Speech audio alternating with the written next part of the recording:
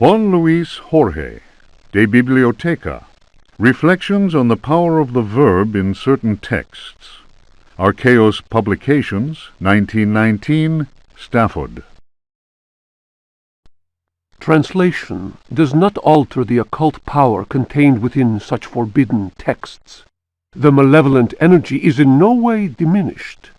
The spell must be cast aloud and clearly, in certain languages or little-known dialects. Maglafar Fatang. The reader will understand that, in the light of these revelations, I would be foolhardy to continue quoting from the text I have before me. If spoken aloud in its entirety, it would surely awaken powerful and malignant forces. I will go further and say that simple reading of some of the more technical passages describing specific practices is in itself a perilous exercise. The ill-prepared reader can easily fall prey to attacks of demented hysteria, not unlike those described in cases of individuals said to be possessed by evil spirits. I recommend the study made by Zempf, Urbain, Grandier, and Loudon, and the reports made by the Reverend Richard Price concerning a number of astonishing, to say the least, exorcisms carried out in a parish near Providence. Given what I have written, we must be grateful to the librarians of the British Museum, who have never allowed consultation of the work of Al-Azib's startling work, the infamous Necronomicon. Copies of that work do exist, in spite of the zeal of book-burning inquisitors. For proof, we need look no further than the British Museum, of course, and the sealed archives of the Miskatonic University in Arkham. Other examples of books whose evil can be unleashed by any thoughtless reader are von Jutz's Von Unersprechlichen Kulten and the abominable De Vermis Mysteries by Ludwig Prien, whose sordid death should be a lesson to all those tempted by a study of the occult.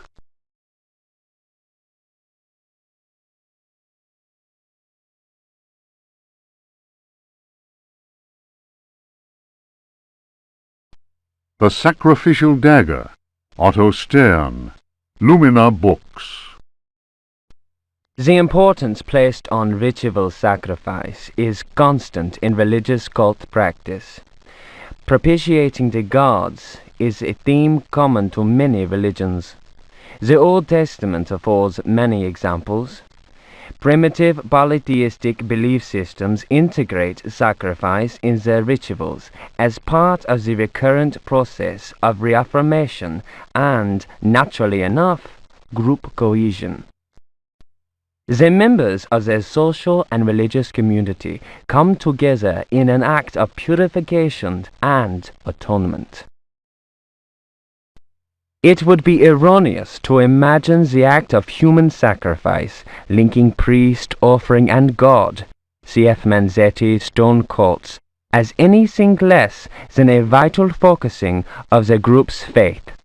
The act also ensures the continuing appeasement of the god, but only if practiced by a recognized officiating priest using the appropriate instrument. Studies made concerning primitive religious groups bear witness to the central role of sacrifice in living ritual. My own work in the field of ethnopsychology brought me into contact with a sorcerer living in the region of Arkham. He introduced me to the rite of steel, linked to a ceremony known as adoring the black goat of the woods with 1,000 youngs. The god being adored is known as the vagabond. Here, the dagger's role, which allows the life breath to pass from one dimension to another, is essential. The vagabond is a frightening figure, being able to move where he wants and to kill those who have displeased the goat god, for whom he acts as a go-between. The goat is clearly a fertility god. The priest, having spoken the invocation, must choose the appropriate dagger for the sacrifice. The knife with a sinusoidal blade that must be dipped 7 times, on night when the moon is full, in water that has been distilled 100 times, will be laid aside, since it would send the vagabond back into his own dimension. See illustration. The priest will rather choose the dagger with a curved blade. That is more appropriate for slitting of the lamb's throat. This act transfigures the sorcerer priest and plunges the assembled worshippers into a divine trance.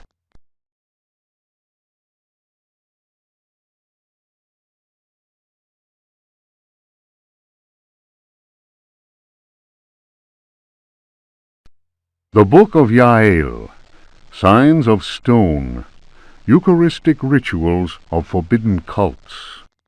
Texts collated by Monsignor Vacher, Legate in the Curia of the Vatican.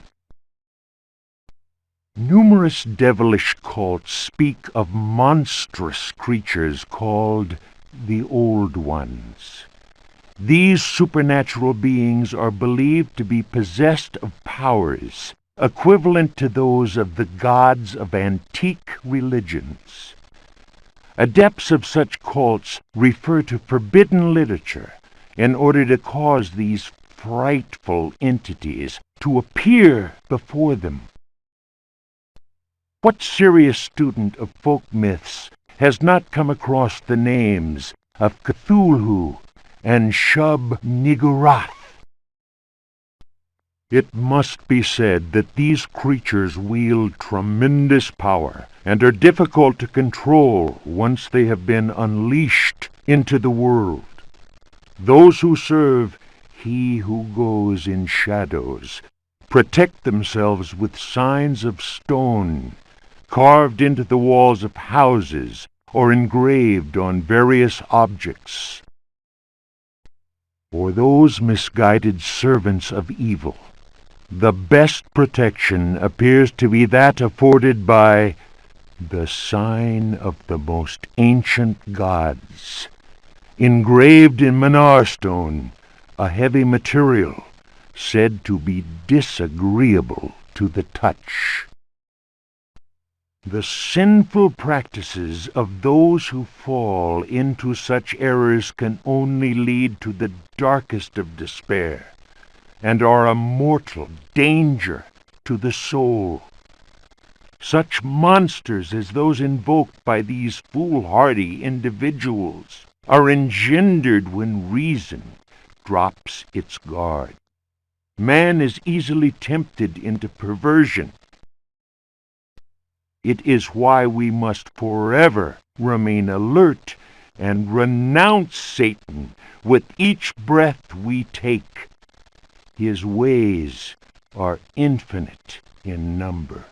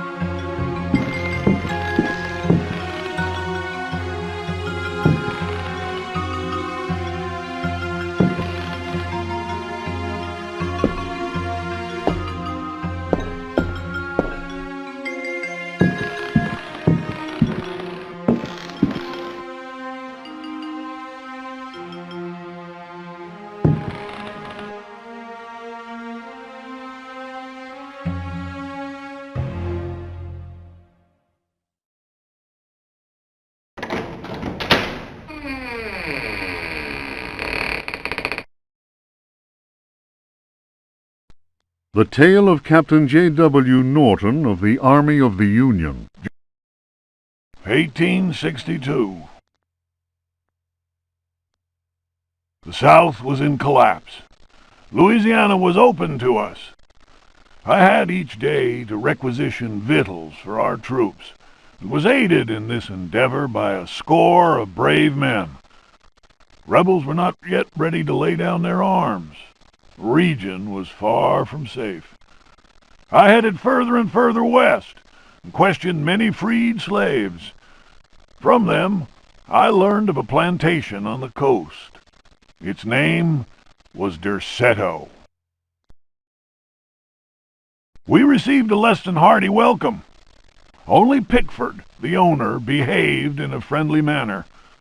While my men counted cattle and grain reserves, I learned what I could from him. Man was most unusual and possessed an extraordinarily cultured mind. At nightfall, I gave orders for the men to bivouac at Derceto. Pickford invited my second-in-command, Lieutenant Patterson, and myself to dine. And our host proved a most entertaining conversationalist. While coffee was being served, Patterson went to inspect the men's camp.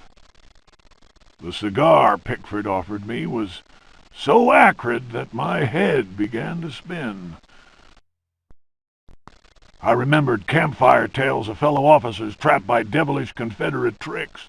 My mind floated in a foul and dense fog, from which emerged the enlarged and deformed face of Pickford. He grinned at me. Patterson's return chased off the nightmare. I heard shouts and firing from outside, and found the strength to take out my revolver. I fired 3 shots.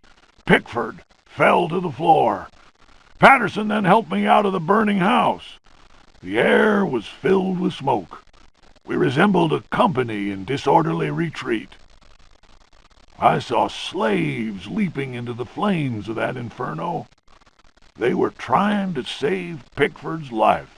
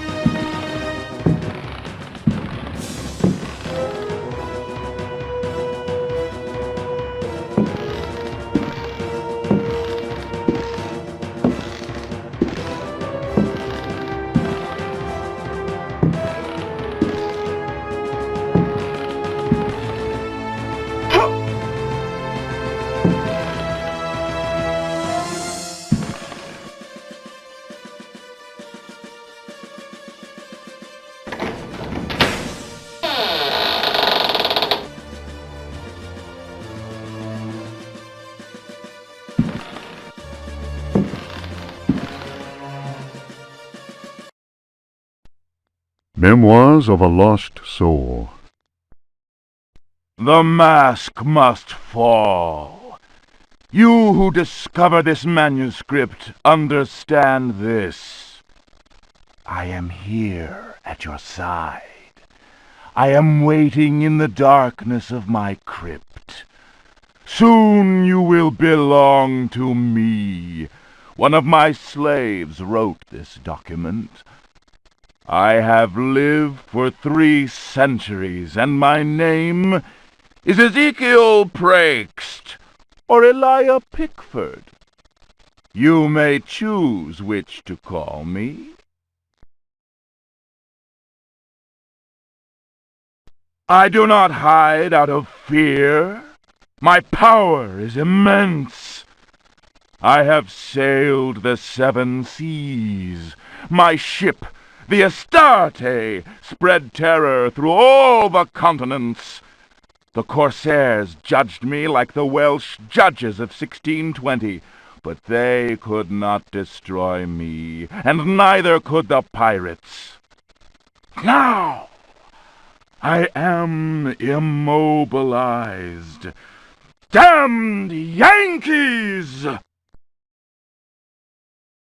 Witchcraft, voodoo, and the Cthulhu cult. I know them all.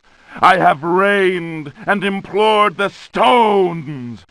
Only the Chthonian haunts the cavern and resists me, but he dare not attack. I have need of a living body to regenerate myself. The Heartwoods managed to escape from me, but you who are reading these words, you will yield to my embrace. I hear your ragged breath and smell the stench of your fear. I have vanquished death. I built Deseto. I know what it is to wait. Cthulhu helps me. My servants will lay you upon the sacrificial stone. My roar will rend the night. You will be mine, and I shall reign once more.